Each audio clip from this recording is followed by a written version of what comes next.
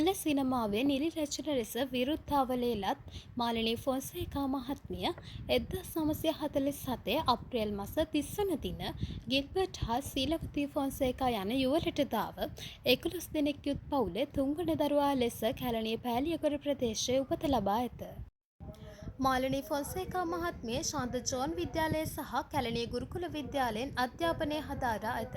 ඇය වේදිකා නාට්‍යයෙන් ඇයගේ රංගන දිවිය ආරම්භ කර ඇති අතර මාලිනී ෆොන්සේකා මහත්මිය වේදිකා නාට්‍ය 14කට ප්‍රධාන රංගනය ලබා දී ඇත.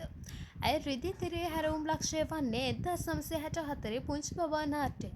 මීට අමතරව ඇය අබුද්දස්ස කාලේ දහසක් සිතුවිලි දිනාදේ සිරිපාල සහ රන්මැණිකා එයා තැන් ලොකු ළමෙක් බඹරු ඇවිත් යන චිත්‍රපට 140කට ඇය රංගන දායකත්වය ලබා දී ඇත.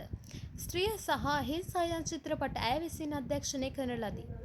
ඇය අවසන් ටෙලි නාට්‍ය වූයේ ආකාස කුසුමයි. 2010 වර්ෂයේ එක්සත් ජනතා නිදහස් සන්ධානයේ ජාතික ලැයිස්තු මන්ත්‍රීවරයා ලෙස තේරී පත්විය.